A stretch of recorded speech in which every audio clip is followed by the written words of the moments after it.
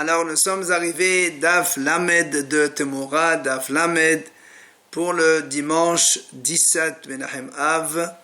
Nous sommes arrivés à la 5e ligne. Ha'omer la Havero, on a vu dans la Mishnah, si un homme il dit à son ami, Helechat aleze, voilà je te donne un agneau, et tu donnes ta servante à mon serviteur. Ils font la relation entre eux. Alors on a vu Mahloket, Rabbi ou Rabbi Meir, ils disent c'est pas Etnan, c'est Motar. Hachamim ils disent c'est Etnan et c'est Assour. Via l'Agmaral pose une question. Via Shifha le'aibed, Mishra Sharia. Pourquoi tu dis que c'est Etnan Assour? Une servante avec un serviteur. Et la relation elle est permise, elle n'est pas interdite. Amar Ravuna, il vient Ravuna, il répond, il dit non, en vérité, ici le monsieur, quand il a dit ta servante à mon serviteur, c'est que lui-même il voulait aller avec cette servante. Mais, pour ne pas, c'est bizarre de dire moi-même, il a dit mon serviteur, mais en fait c'est lui, donc c'est une relation interdite. Alors là, m'a dit, si c'est comme ça, alors pourquoi Rabbi a dit que c'est mota? Un homme libre qui va à une relation avec une servante, eh bien, c'est une relation interdite, et s'il lui donne Etnan, c'est Assour, Bevadai.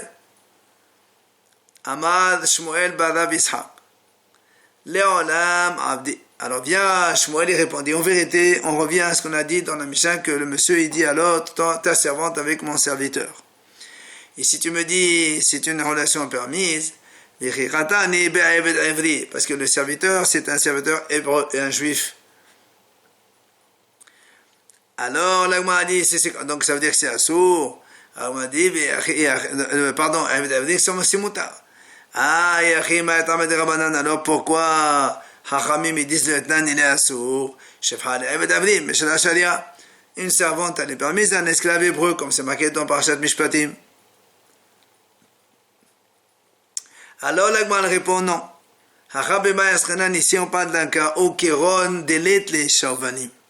C'est parce que ce Eved Evri, cet esclave hébreu, il n'est pas marié, il est célibataire. Et dans ce cas-là, son maître n'a pas le droit de lui amener une servante goy. C'est pour ça que l'Agmal ramène la Breta d'Etania. En lo eshaobanim, si l'esclave hébreu n'a pas de femme et d'enfant, en rabbo mosel lo shifha kenaanit. Son maître n'a pas le droit de lui amener une servante goy. Par contre, Yesho eshaobanim, et si l'homme, l'esclave, il est déjà marié avec des enfants, rabbo mosel lo shifha kenaanit, son maître, il a le droit de lui donner une esclave goy. Matnitin, nouvelle Mishnah. Ve'ezeo, Mehed Kelev, qu'est-ce qu'on appelle Mehed Kelev? C'est marqué dans la Torah, Lotavi etnan zona umhid Kelev bet Hashem lecha. C'est quoi Mehed Kelev? La Mishnah explique, Ha'omel ha'havero, holich taleze tahat Kelev. Moi j'ai un agneau, toi tu as un chien, on échange l'un avec l'autre. Eh bien, cette année, on n'a pas le droit de l'amener en korban. Vechen, la Mishnah dit, Shne shotafin sheharko. Imagine, il y a deux associés. Ils ont 19 agneaux et un chien. Et ils ont divisé, partagé. Un, il a pris 10 agneaux. Et l'autre, il a pris 9 agneaux plus un chien. Alors, la m'a dit, Shekner dakel asso. Les 10 agneaux qui sont contre du partage d'un côté, tous ils sont interdits. Par contre, et les 9 agneaux qui sont avec le chien, ceux-là ils sont moutards.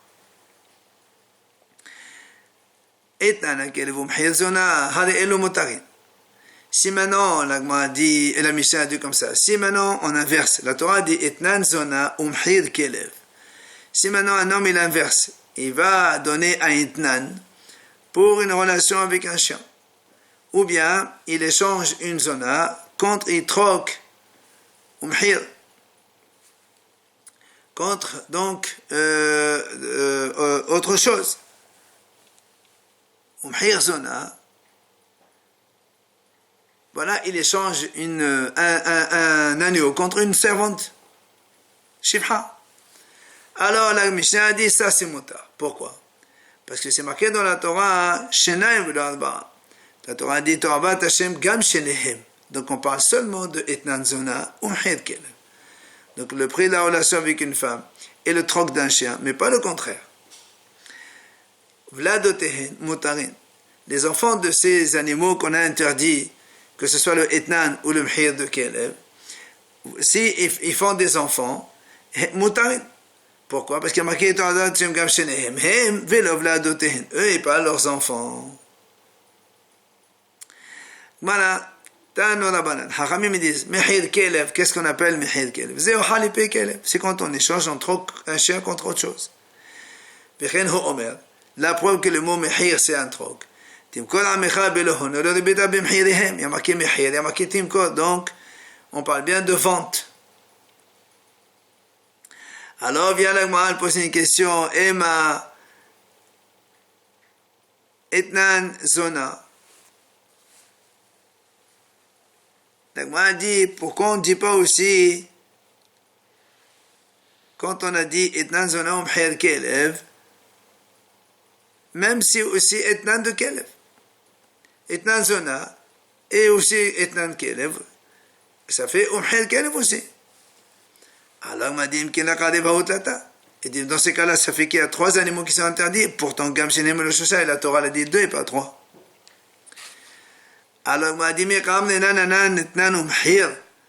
est-ce que moi, je te dis Etnan plus Mehir? Pour le Kelev, Etnan velo Mehir Kam Nenan.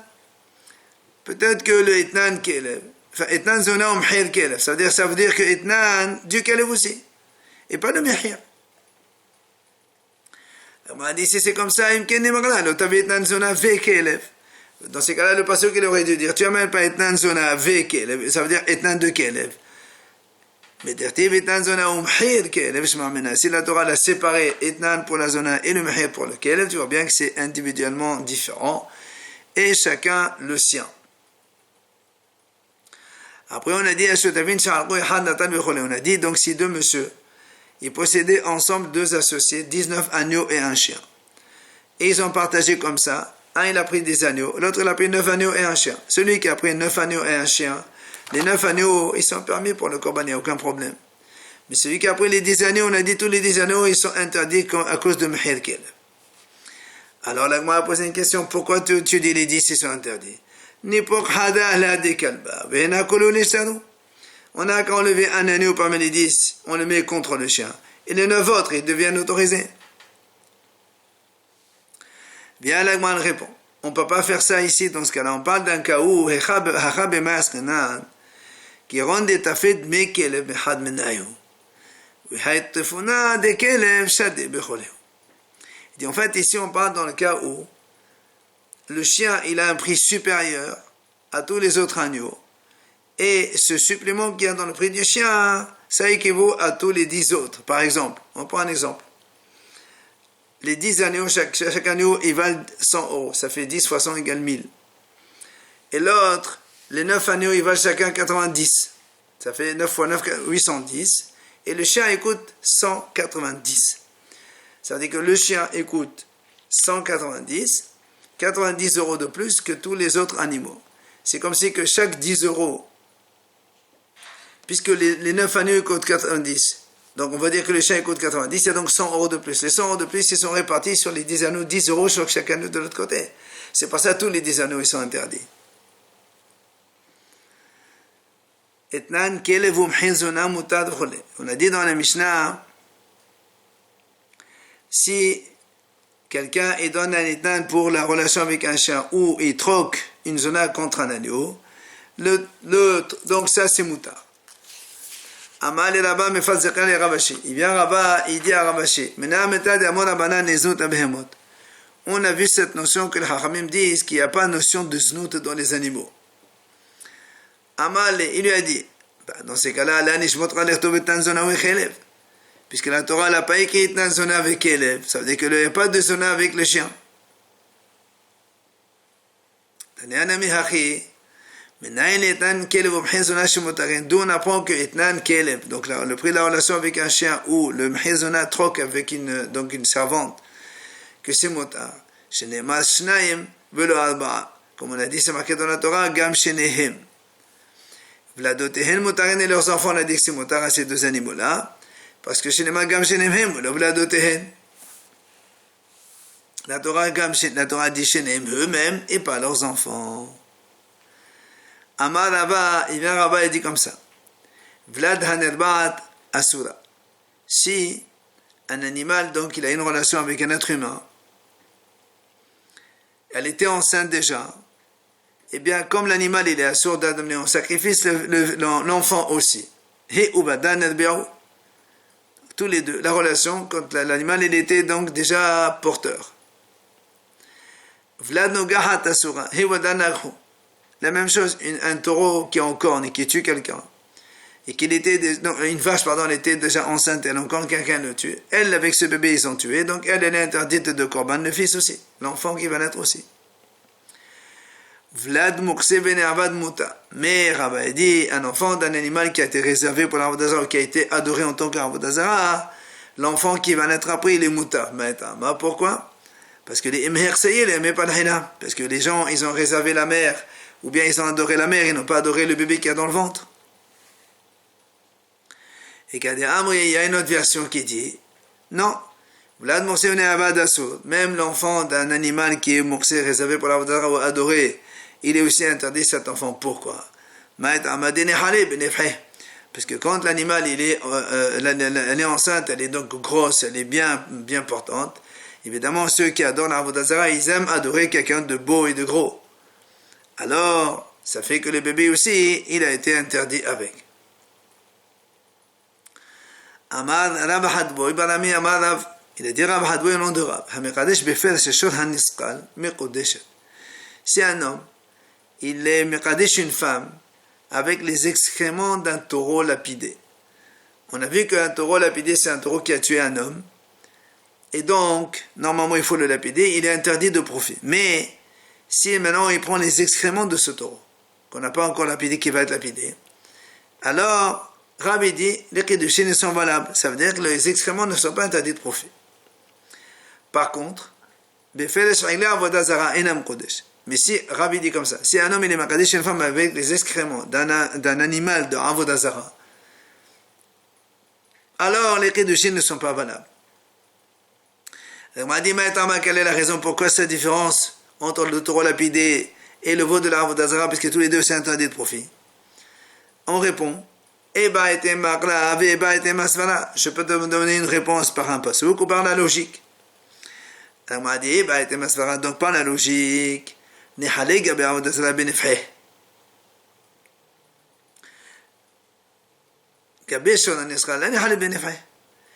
quand il y a les excréments dans l'animal, donc l'animal est encore plus gonflé. Donc dans l'Avodazara, ceux qui adorent plus le veau il est gros avec ses excréments, et mieux c'est.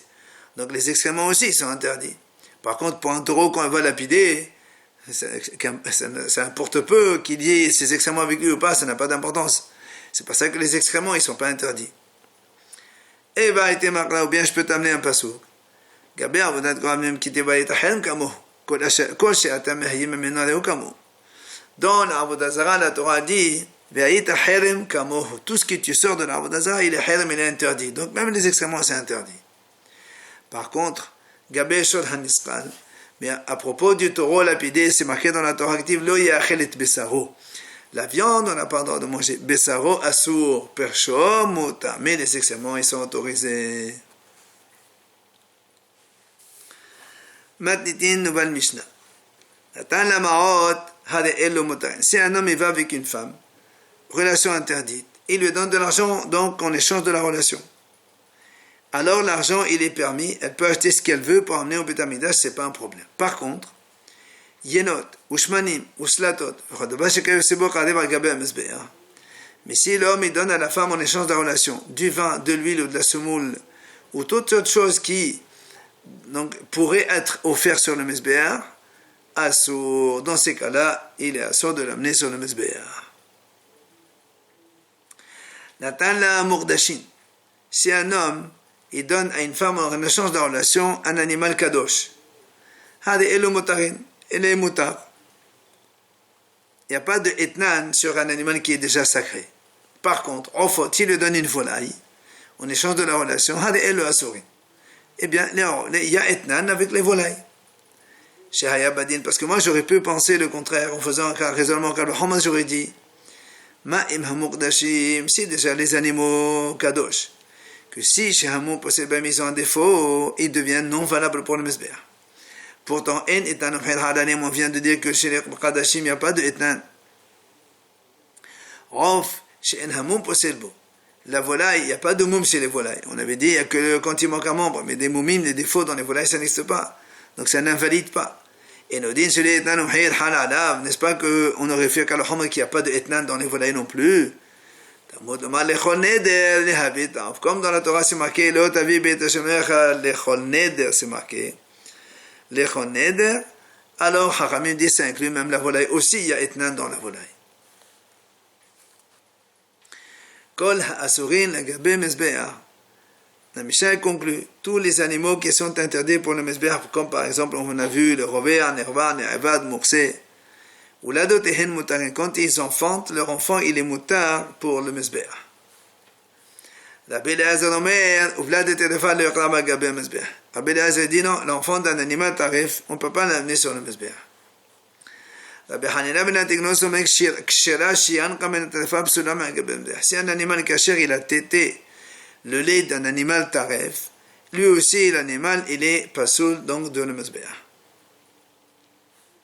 Enfin, la Mishnah dit tout animal kadosh qui était sanctifié, il est devenu taref.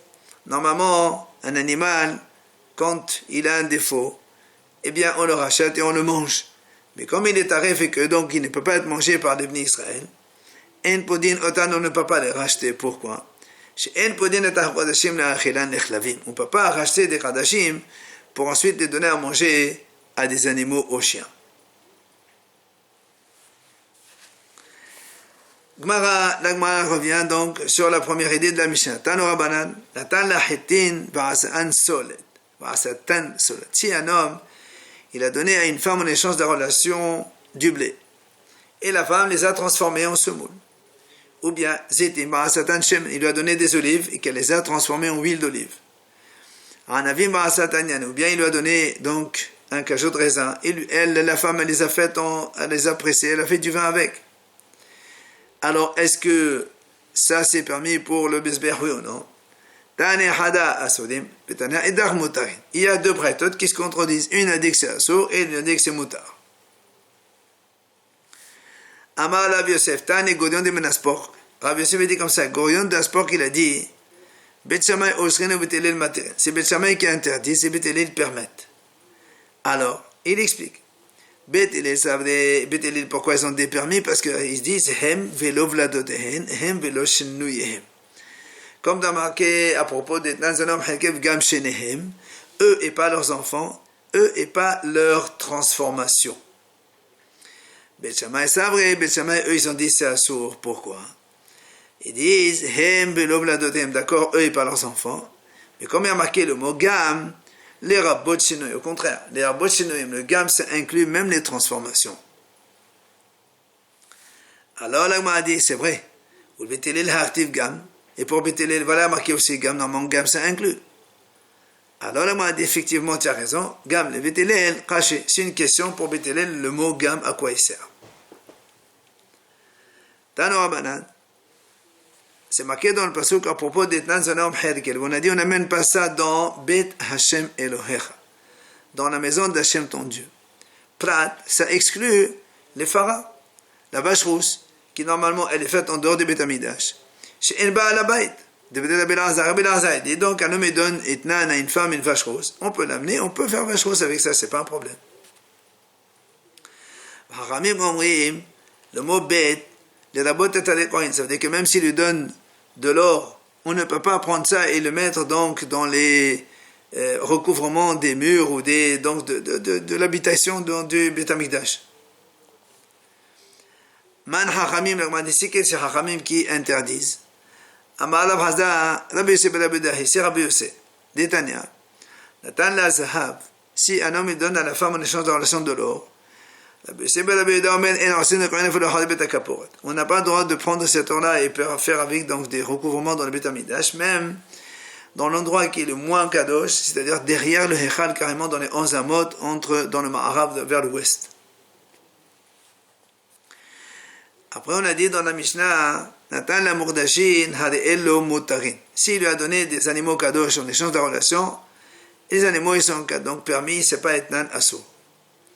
Alors il m'a dit pourquoi? Pourquoi on ne dirait pas qu'avec un raisonnement comme les mukdashin aussi deviennent interdits? Comment? On dit si déjà les volailles, comme on a vu, donc il n'y a pas de défaut dans les volailles. Pourtant, il y a etnan donc dans les volailles. Comme on a vu dans la Mishnah avec le mot cholechoned. Murdashim, Shamu, Posel Bahem. Les animaux kadosh que s'il y a un défaut, ça les rend invalides et nous dit, a fortiori que les etnan aussi ça marche. Mais, comme dans le passage c'est marqué les chol neder, c'est-à-dire à chaque vœu que tu vas faire, les hotzit hanadur, c'est exclu un animal qui a été déjà kadosh, il a été déjà donc sanctifié par un vœu. Celui-là, donc, il n'y a pas de etnan. Alors, là, on m'a dit, très bien. Donc, tu as dit que grâce au passage, on a exclu les kadoshim.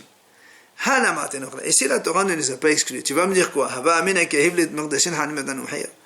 Un homme, il donne un animal sacré à une femme en échange de la relation, tu vas me dire qu'il y a etnan là-dessus. Comment? Mais l'animal kadosh, il ne lui appartient pas au monsieur, c'est un animal, il est kadosh, il est kadosh Beit Hamikdash. Comment tu veux qu'il y ait etnan sur ça s'il n'y avait pas le passage? Amar Rav Ushaya, ça existe un cas. Comment? Si par exemple un homme, il a une relation avec une femme, et en échange de la relation, il dit voilà, je te donne une part dans mon korban Pessah. Et là, c'est l'auteur, c'est Rabbi Netanya. Comme la Braïta dit comme ça. C'est marqué dans le pasuk, on dit là-bas que si un homme il achète un agneau pour faire korban Pessah et qu'ils ne sont pas très nombreux dans la famille, il peut associer avec les d'autres personnes. Et comme il y a marqué Mihiyot Missé, Hachamim ont été d'Oresh Hayehu Missé. Ça veut dire qu'un homme, imaginons, il est pauvre, il a acheté un agneau, il n'a pas de quoi manger des matzot, des légumes, des fruits et autres, etc. Il a le droit d'associer des gens avec lui dans son agneau. Et l'argent qu'il reçoit, il achète avec de la nourriture. Mechdé Achila, vous ne Meka. Rabbi Omer, Rabbi dit non, même s'il veut prendre cet argent-là qu'il associe dans son korban Pessah pour acheter avec autre chose que de la nourriture, il a le droit.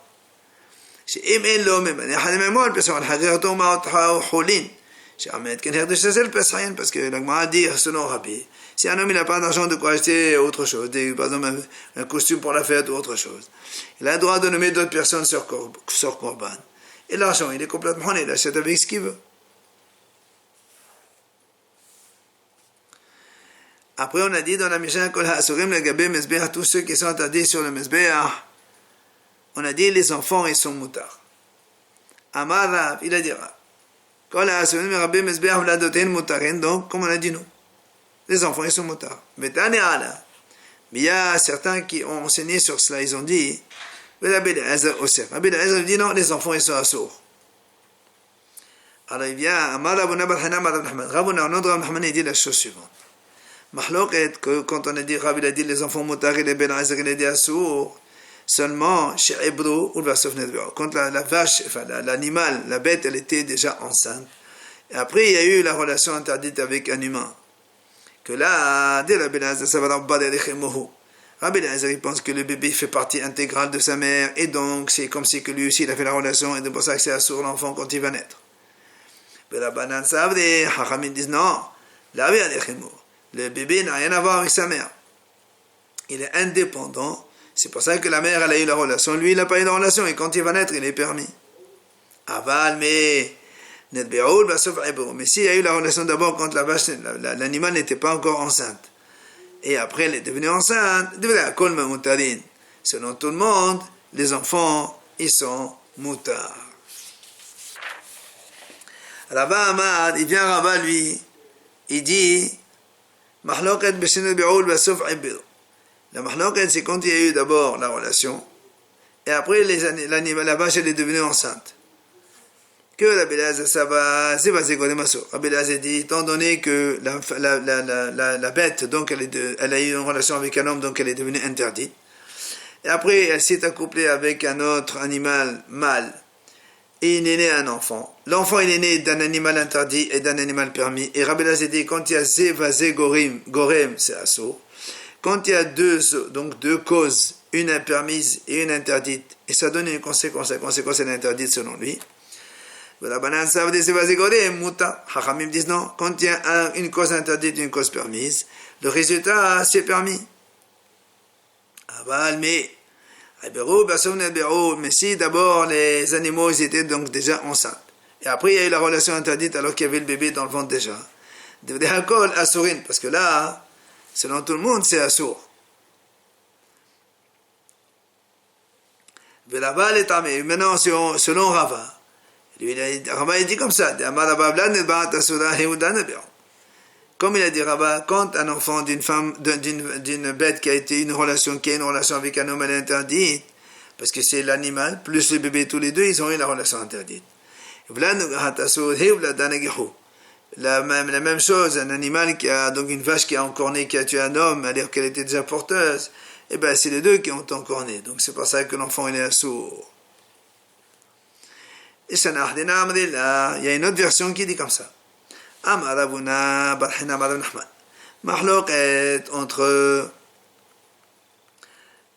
Entre Rav qui a dit que les enfants ils sont moutards et Rabbi Elazar est assourd, c'est quand les animaux ils ont eu la relation avec l'homme quand ils étaient déjà kadosh.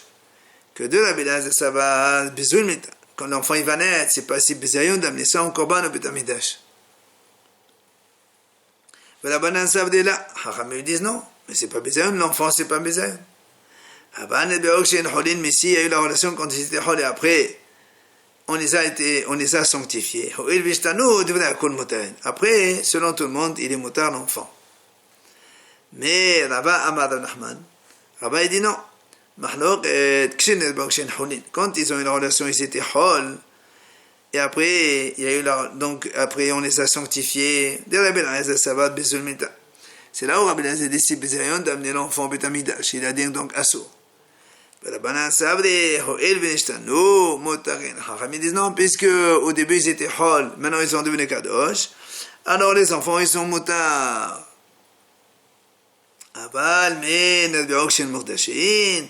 Mais c'est quand ils ont eu la relation, ces animaux-là, ils étaient déjà kadosh.